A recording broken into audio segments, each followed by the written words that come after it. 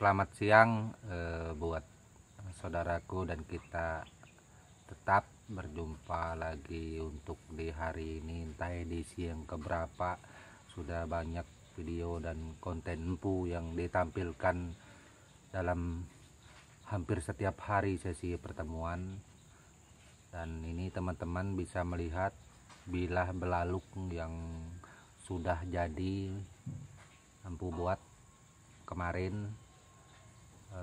Menyelesaikan bilah mandau yang patah dirubah menjadi belalung kecil yang mungil, yang untuk dipakai dipastikan belalung seperti ini bisa dipakai untuk pergi memancing atau ke tempat-tempat lainnya yang tidak membutuhkan makan tempat terlalu banyak, karena dia mandaunya kecil, dibuat di tas juga bisa. Nah, ini belalung kecil belum terasa teman-teman. Jadi itu ada pertanyaan dari saudara kita yang bertanya tentang masalah simbol, masalah tulisan pada suku Dayak ini. Empu, bagaimana tanggapanmu, mungkin kurang lebih seperti itu, tentang mengenai tulisan atau penulisan Dayak atau simbol-simbol yang ada, yang hampir mirip dengan suku Inka yang ada, atau suku Indian, atau paling enggak suku-suku di luar sana seperti suku segala Amerika bagian dalam seperti suku Maya dan lain-lainnya seperti itu. Nah, jadi kalau kita menyimpulkan secara keseluruhan tentang Dayak ini kan banyak sekali, dan beberapa konten pun selalu menyampaikan ada ratusan suku. Nah itu. Nah, jadi untuk masalah tulisan Dayak ini atau simbol Dayak ini, sebenarnya untuk hal semacam ini di dalam kami suku Dayak Benua itu kami tidak mengenal tulisan, kami tidak mengenal aksara tulisan. Nah, itu tidak ada di dalam suku Dayak Benua tulisan, entah ini tulisan Sanskerta atau apa segala macam. Sedangkan Sanskerta itu ada tulisan dari India asal mulanya, dan dipakai oleh para kerajaan-kerajaan yang ada, termasuk kerajaan kita Martadipura serta Kutai Kertanegara yang ada pada saat itu. Tetapi dengan orang Benua tidak punya tulisan itu. Nah, jadi kami Dayak Benua ini hanya mempunyai semacam lambang-lambang dan simbol-simbol. Nah, seumpamanya seperti harimau, seperti naga, seperti macan. Harimau itu lambang keberanian, lambang keperkasaan. Itu tanda harimau.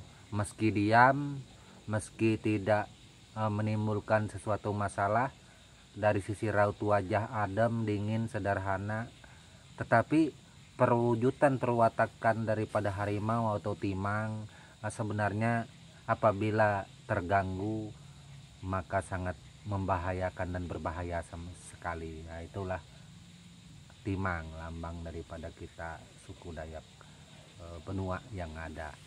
Nah, terus selain timang ada juga kita memakai burung enggang. Itu burung enggang ini kebanyakan dipakai pada sesi yaitu alam sebelah. Itu alam sebelah ketika ada acara wara atau acara kuangkai atau acara nyolong bangkai di dalam bahasa Benua, nyolong bangkai boto, banyak sebutannya. Nah, itu di dalam ada semacam wadah atau kami katakan selimat, tempat yang untuk membuat atau mengayun kepala daripada almarhum yang ada, tulang-tulang yang ada dikumpul tadi dimasukkan di dalam situ. Kemudian itu diayunkan, dimantra-mantra oleh pengewara atau penyentangi. Nah, jadi pegangannya itu biasanya itu adalah kepala burung enggang. Nah, jadi puncaknya itu juga adalah burung enggang. Nah, ini di dalam lambang kita Benua juga memakai burung enggang. Apakah burung enggang ini di sebelah mati saja dipakai? Enggak, di sebelah hidup juga banyak dipakai, terutama pada acara belian. Acara belian ini berbagai macam burung yang dipakai di situ. Itu ada memakai segala pune, segala ya banyak yang lain, mungkin Pu tidak bisa menyebutkan satu persatu, tetapi yang lebih mengetahuinya adalah penguara, adalah pembeliat. Nah, karena ini adalah memang kapasitas mereka yang lebih mengetahui. Ini Pu hanya bercerita tentang masalah atau hal ini yang global saja, mohon maaf, garis besarnya saja seperti itu. Nah, jadi benua ini meski tidak mengenal tulisan di zamannya, tetapi semua itu disampaikan melalui media ukiran, melalui media pahatan, melalui media seni karya yang nyata dalam bentuk sebuah ukiran seperti itu. Nah, jadi sumpamanya ini salah satu contoh atau gambaran. Sumpamanya orang ini berburu babi, tiba-tiba dia meninggal di dalam acara perburuan tersebut karena jatuh dari pohon melarikan diri dari hewan buruan babi tadi, atau dia tergigit oleh babi sumpamanya meninggal, maka orang-orang yang tidak mengetahui akan melihat di peti tersebut yang berukir atau tempela atau kelereng atau lubang batur seperti itu, maka di situ akan diukir di situ itu sebuah lukisan, sebuah ukiran yang mengarah ke cerita itu. Maka ketika orang melihat, orang akan tahu bahwa inilah gambaran daripada peristiwa yang terjadi semacam itu. Jika sumpamanya dia ini mati ketika dia meninggal, itu akan diukir di situ. Atau para pembesar-pembesar kita Dayak Benua yang lainnya, itu akan sangat berbeda sama sekali dengan orang biasa. Contohnya seperti Hulu Kemau saja, yang di dalam tempilan itu merupakan posisi paling teratas di dalam seni budaya Benua. Tempilan Hulu Kemau, tempilan Bepanyar. Nah, ini di zamannya itu tidak dimiliki oleh sembarang orang. Itu rata-rata yang memiliki ini adalah orang-orang yang memang punya kedudukan, manti, pemanuk, pengelima, atau para pengurus-pengurus kampung yang ada. Rata-rata orang yang memang punya jabatan, nah seperti itu, atau temenggung. Nah, itu jarang sekali orang biasa yang mempunyai mandau ini. Apakah mandau ini memang difungsikan untuk dipakai untuk perang, langsung berhadapan dengan lawan segala macam? Sebenarnya nggak sampai ke situnya. Kalau Hulu Kemau Bepanyar ini, itu kebanyakan sifatnya itu sebagai lambang istilah sekarang nih mungkin kebesaran seseorang atau derajat seseorang. Itu jadi pembedanya bisa dilihat dari mandaunya ketika dia tampil atau memakainya di acara-acara besar seperti itu. Nah, jadi itulah gagang mandau yang ada, Kemau atau tempilan Hulu Mandau atau tempilan Bepanyar Hulu Kemau seperti itu. Itu teman-teman untuk diketahui. Penjelasan ini sebenarnya sudah banyak dijelaskan sebelumnya, hampir semua konten menjelaskan ini. Atau gambaran lain mungkin agak dimengerti oleh teman-teman semua. Hulu Kemau ini yang memakai itu dengan bilah Bepanyar itu melambangkan status sosial seseorang, bahwa dia bukanlah orang sembarangan seperti itu. Apakah mandau Hulu Kemau Bepanyar ini tidak bisa dipakai untuk perang, untuk membunuh ketika zaman itu apabila ada serangan dari musuh atau lawan? Bisa, sangat bisa sekali, karena bilahnya itu adalah bilah tempilan. Itu dia bilahnya bukan bilah yang main-main, bukan bilah yang abal-abal itu. Tetapi bila mandau seperti ini, dia tidak dikhususkan untuk perang. Itu ibaratnya tidak ditempatkan untuk itu. Bukan tidak bisa dipakai, bisa, tapi secara khusus dia tidak ditempatkan untuk itu gitu. Dan dia buktikan juga Hulu Kemau bilah Bepanyar juga beberapa kali pameran yang dilakukan oleh saudara kita di mana saja, Itu kan banyak mandau-mandau tua yang katanya sudah pernah makan korban ini itu segala macam. Ya itulah kebenarannya, bahwa Hulu Kemau juga banyak melakukan sesuatu hal seperti mandau-mandau lainnya, tetapi Hulu Kemau sangat sedikit lagi, mohon maaf, sangat sedikit sekali yang melakukan hal semacam mandau-mandau lainnya yang memang dikhususkan untuk di lapangan, yang memang dikhususkan untuk berperang seperti itu. Jadi mandau Hulu Kemau tidaklah sama dengan Hulu Tungur. Itu kalau Hulu Tungur, siapa sih yang nggak tahu Hulu Tungur? Mandau tempilan Hulu Tungur itu memang dirancang khusus sebagai mesin perang. Itu di zamannya. Itu dirancang khusus untuk medan di lapangan, untuk di dalam pertempuran di zamannya. Apakah di zaman ini bisa, Empu? Enggak lah, kita sekarang di zaman ini hanyalah orang-orang pelaku seni, pencinta budaya yang hanya mempertahankan nilai-nilai luhur budaya kita. Seperti itu, kalau bukan kita kan siapa lagi. Nah itu. Nah jadi itulah, agar semua teman-teman saudaraku bisa tahu tentang masalah tersebut. Nah jadi orang benua, sekali lagi Empu mengulangi, tidak mengenal penulisan, tidak mengenal tulisan itu. Karena saya Empu Gelol dari zaman nusa dari zaman ke zaman, dari kakek bapak sampai ke saya, umur saya ini hampir 50 tahun, kurang 2 tahun lagi mungkin, belum pernah melihat tulisan Dayak, terutama Dayak kami benua. Ya mungkin saja saudara kita yang lain, Dayak lain mungkin saja ada. Itu Empu kan tidak bercerita menyebutkan semua Dayak, dan setiap konten Empu berapa kali Empu tidak pernah menyampaikan Dayak seperti itu. Karena kalau kita bercerita Dayak orang akan bingung. Itu karena Dayak ini kan luas, Dayak besar. Sebaiknya harus mengarah kepada suku yang kita maksud. Tuh, seperti itu. Nah, jadi kami tidak mengenal tulisan, hanya ukiran atau patung-patung atau lukisan pahatan seperti itu. Nah, itulah yang menceritakan bahwa ini, bahwa ini manti, bahwa ini orang yang memang khusus punya jabatan, bahwa ini. Nah, itu semacam cerita itu. Apalagi di tempela, kalau ngukir tempela atau klerek, nah itu biasanya itu banyak sekali ukirannya. Di situ ada semacam gambaran cerita, jika siapa orang ini, orangnya apa, itu ada. Apakah semua orang bisa membaca ini, Empu? Enggak, banyak orang nggak bisa membaca. Sesama orang Dayak aja bisa membaca. Ada orang-orang khusus yang memang mengerti membaca sindiran ini. Sindiran ini di dalam bahasa benua itu bilang sibu. Itu orang-orang tertentu yang bisa mengerti sibu itu. Tapi kalau anak-anak muda sekarang, mohon maaf, itu banyak yang tidak mengerti arti daripada sibu itu seperti apa. Itu kalau kita yang orang-orang tua seperti ini, seperti Empu sangat mengerti sibu gitu.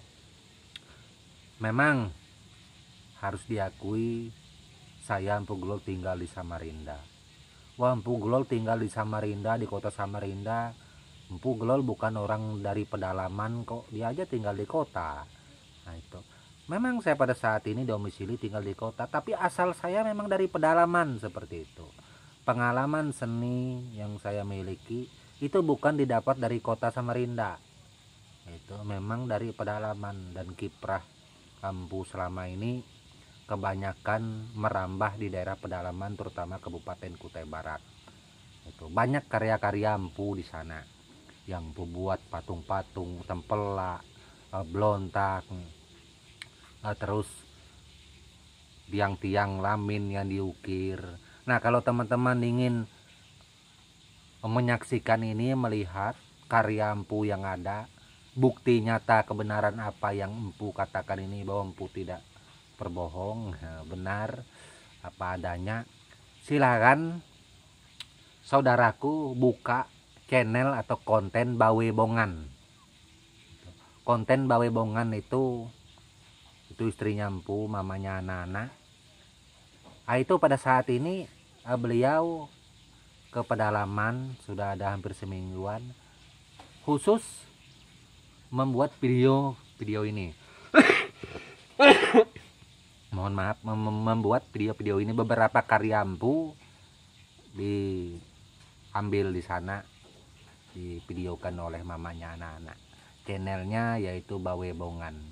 Boleh teman-temanku buka, lihat itu seperti apa yang pernah empu buat, yang pernah empu lakukan itu, serta berkarya di sana. Jadi banyak juga empu berbuat untuk kampung empu itu, meski empu tidak pernah berharap apa-apa, berharap pengakuan segala macam, karena itu tidaklah terlalu penting bagi hidup empu. Yang penting itu bagaimana bisa mengisi perut, itu prinsip empu pada saat ini. Itu empu tidak pernah mengejar popularitas, empu tidak pernah kepingin terkenal, karena itu sudah terlambat, empu sudah tua. Itu empu ini hanya menunggu umur kapan ajal akan menjemput. Nah, itu mudah-mudahan bisa bernapas untuk tahun-tahun berikutnya. Itu jadi apabila ada orang yang menganggap empu ini orang yang ambisi, orang yang kepingin seperti ini, enggak. Saya enggak pernah. Itu saya berkarya tidak pernah ingin dipuji. Saya berkarya itu terus terang, saya hanya mencari kebutuhan. Kebutuhan untuk penghidupan, bagaimana bisa mengisi perut saya beserta keluarga saya seperti orang-orang lain, karena saya tidak punya kemampuan melakukan pekerjaan lain seperti itu. Nah, terus saya juga membuat sesuatu untuk diperjualbelikan, itu untuk dikomersilkan. Terus terang saya buka-bukaan, memang untuk sebagai seniman seutuhnya itu, kalau bisa jangan dikomersilkan, itu jangan dijual, disimpan. Kalau empu dikomersilkan, karena saya tidak terlalu penting orang menganggap saya Empu sebagai seniman atau bukan. Saya nggak ngurusin itu. Yang penting bagi saya bagaimana saya bisa hidup, bisa makan dengan hasil karya-karya dan keringat saya, seperti itu saja poinnya. Itu paling penting dalam hidup saya. Jadi saya tidak terlalu penting tanggapan orang bilang bagus, orang bilang jelek, apalagi pujian, itu sudah jauh sama sekali. Nah, itulah makanya itu mungkin ada teman-teman yang heran kenapa si empu kok seperti itu. Ya memang seperti itulah jiwa empu, orangnya nggak terlalu banyak yang macam-macam seperti itu. Dan setiap membuat konten juga empu tidak pernah berharap orang-orang harus menyukainya, orang-orang harus nge-like statusnya empu, ke channelnya empu, orang-orang harus subscribe di channelnya empu. Enggak, saya tidak pernah mengharapkan, menyuruh itu enggak. Kalau pun ada, terima kasih, berarti channel empu cocok, cuman itu saja. Begitu juga dengan channel mamanya anak-anak, Bawe Bongan. Itu saya katakan dengan mamanya anak-anak, buatlah channel yang benar-benar murni. Apabila orang subscribe di channelmu, orang benar-benar tertarik dengan kontenmu, bukan orang subscribe itu karena kasihan. Itu kalau orang subscribe itu karena kasihan, karena kamu memohon-mohon, meminta agar subscribe, tetapi orang tidak butuh videomu tidak akan ditonton, rugi seperti itu. Mending orang tidak subscribe tetapi orang nonton. Sumpamanya subscribe kita 1000, orang nonton 1 juta, tontonanlah yang lebih penting, seperti itu. Itu saya katakan kepada mamanya anak-anak gitu. Sekaligus pesan berhati-hati untuk menyampaikan konten, jangan lupa tutur bahasa dijaga yang bagus, karena kita membuat konten channel YouTube ini, kita berbicara itu bukan hanya dilihat orang benua, bukan hanya dilihat suku Dayak, seluruh bangsa Indonesia ini melihat, sampai luar negeri sana, seluruh dunia menyaksikan Itu apa yang kita lakukan, kita kerjakan di dalam channel kita. Makanya itu harus berhati-hati. Ini juga bukan untuk mamanya, untuk semua saudaraku. Berhati-hati. Itu sampaikanlah sesuatu hal yang baik sekiranya. Nah, seperti itu. Itu. Jadi itu untuk teman-teman bisa ketahui penjelasan dari Empu mengenai penulisan itu. Semoga saja itu menjadi jawaban, meski jawabannya Empu tidak sesempurna apa yang diharapkan, tetapi memang seperti itulah kejadiannya itu. Nah, jadi di dalam channel ini juga Empu pernah loh membuat channel, bukan membuat channel sudah ada, ini ngirim konten video, hasil video Empu begitu ngirim video, baru pertama ngirim tiba-tiba ada jempol terbalik gini, langsung dislike paling pertama, satu-satunya. Yang lain belum ada, tiba-tiba langsung muncul dislike gini. Kaget juga Empu, kok bisa ya? Apakah orang ini sudah nonton, apakah dia langsung dislike? Begitu terkirim, Empu buka, lihat langsung jempol terbalik muncul seperti ini. Nah ini. Nah jadi untuk masalah itu, apakah kita akan kecewa, apakah kita merasa berat? Apakah itu menjadi pukulan besar di dalam membuat sebuah konten? Bagi Empu itu tidak ada pengaruh, terus terang. Kalau saya Empu ini, setiap saya ngirim video, jangankan 1-2 yang dislike gini, biar 1000 orang juga tidak ada masalah yang dislike gini itu. Karena Empu tidak terlalu penting itu, tidak terlalu penting itu. Kalau perlu semuanya dislike, tidak ada masalah itu. Yang jadi masalah itu ketika Empu berbicara jahat, membuat omongan yang gak baik, menyinggung orang, dan terjadi perkara serta masalah hingga Empu mendapat tuntutan hukum pidana atau sanksi-sanksi lainnya dari orang-orang tertentu atau kelompok-kelompok tertentu. Itu yang Empu takutkan, yang Empu jaga. Kalau masalah dislike dan like itu Empu tidak terlalu repot, karena itu adalah sesuatu yang tidak menyakitkan Empu, tidak ada rugi itu. Seperti itu. Jadi saya Empu, saya ibaratnya nggak terlalu repot dengan masalah itu, seperti itu. Makanya itu saya bilang, jangankan baru 1-2 yang jempol terbalik, 1000 orang pun nggak ada masalah itu.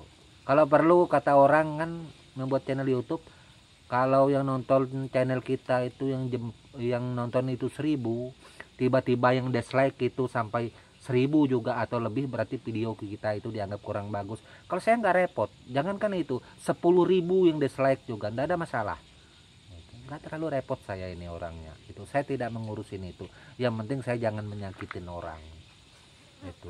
Biarlah orang menganggap saya buruk, tetapi saya tidak melakukan pelanggaran seperti itu, dan selalu menyampaikan sesuatu yang baik, menghormati dan menghargai saudaraku yang ada, dan saya sampaikan itu real itu, seperti itu, sesuai kemampuan saya. Seperti masalah mandau terbang yang viral, video Empu itu viral, yang judulnya caraku menerbangkan mandau. Itu banyak yang nonton itu. Tetapi yang nonton banyak yang suka, banyak yang komentar yang bagus, banyak juga komentar yang marah-marah dengan Empu itu. Empu dibilang bacot segala apa, segala kurang ajar segala, banyak bahasa-bahasa lainnya yang kurang bagus itu. Kenapa? Karena diharapkan Empu begitu nonton channel itu, Empu menerbangkan mandau ini terbang, seperti itu harapan mereka, seperti itu. Nah, terus terang Empu sudah katakan beberapa kali di channel Empu itu, Empu seorang peseni itu, membuat karya, membuat mandau itu. Kalau ditanya cara Empu menerbangkan mandau, saya tidak punya cara lain untuk menerbangkan mandau, karena saya tidak punya ilmu kesaktian mandraguna, saya tidak punya. Saya bukan seorang pendekar yang mumpuni mempunyai ilmu tinggi, ilmu kanuragan, saya tidak punya. Terus terang saya hanya adalah manusia biasa yang tiada kelebihan dan penuh kekurangan saja. Itu kemampuan saya, kesaktian saya hanya satu. Cara saya menerbangkan mandau. Memang yang lain pasti bisa juga. Itu. Tetapi yang lain kan tidak ditanya itu. Yang ditanya itu kan empu. Cara empu menerbangkan mandau itu seperti apa? Maka itu saya menjawab, cara saya menerbangkan mandau ya mudah. Pasti saya bisa. Dengan mempaketkan mandau melalui agen pengiriman JNT, Tiki atau kantor pos. Ketika saudaraku memesan mandau dengan alamat yang lengkap, maka mandau ini akan diterbangkan melalui agen pengiriman resmi ke tempat si pemesan. Seandainya jika di Jawa, jika di Jakarta, jika di Sulawesi, jika di Manado sana atau di timur sana, sampai terbang mandau saya, tetapi melalui pengiriman resmi. Itulah ilmu yang saya pakai dari dulu hingga saat ini, seperti itu. Nah, lalu orang banyak nggak suka, itu ya terserah. Saya juga tidak berharap suka, tapi saya mengatakan sesuatu yang real, sesuatu yang benar gitu. Apa yang saya miliki, ilmu kesaktian yang saya punya cuman seperti itu. Gitu. Saya tidak punya ilmu kesaktian lain. Atau jadi di dalam membuat konten juga pesan semua buat saudaraku para konten kreator pemula atau para YouTuber pemula, jangan terpancing dengan haters. Jangan terpancing dengan orang-orang yang nggak suka dengan kita. Itu sudah hal yang biasa. Jangankan kita orang yang kecil, orang subscribernya sampai jutaan ke atas saja banyak mengalami seperti itu. Orang tidak peduli. Kalau sesuatu yang tidak membangun itu jangan diperhatikan, itu jangan disimpan. Biarlah berlalu. Nggak perlu. Nah itulah, makanya itu empu tidak terlalu repot. Itu. Seperti itu. Dan empu tetap membuat konten yang mengedukasi tentunya tentang masalah mandau, dan beberapa pertanyaan akan empu jawab sesuai kemampuan yang empu miliki. Apabila ada kekurangan dan empu tidak mampu menjawabnya atau hal tersebut tidak memuaskan, teman-teman atau saudaraku kan bisa menanyakan ke saudara yang lainnya, seperti itu. Karena untuk masalah pembuatan mandau yang ada, ini bukan hanya empu saja membuat mandau, banyak.